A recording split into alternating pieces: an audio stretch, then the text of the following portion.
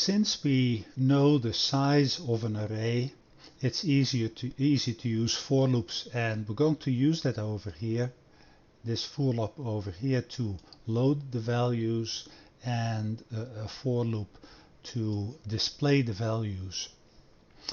We use a constant integer for the employees over here again. In fact, I'm just going to move that over here.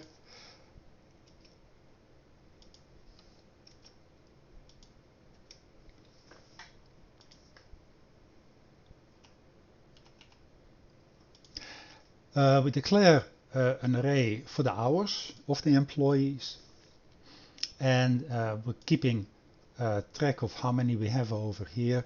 In fact, another thing that you could do is just use int count over here. Then of course we have to do it over here too. We could also use x as a counter, but over here we just use count.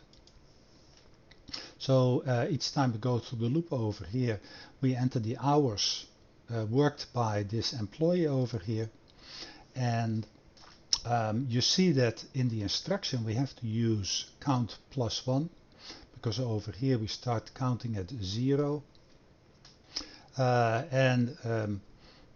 if we would start this at 1, then we did not have to make that adjustment. We've talked about that before.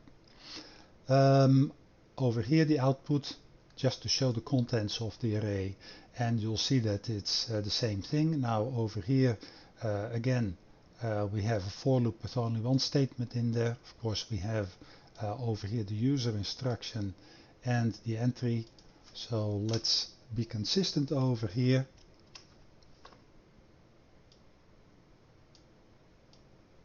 And move that over here. Notice how count outside the for loop has no definition.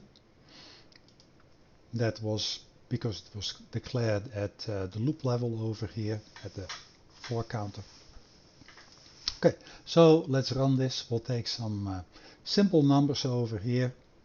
We'll take 20.5, we'll take 25.5, we'll take 30.5, we'll take 35.5, we'll take 40.5, and we'll take 45.5, and you see that over here we have the values that we entered, and we get exactly the same thing back.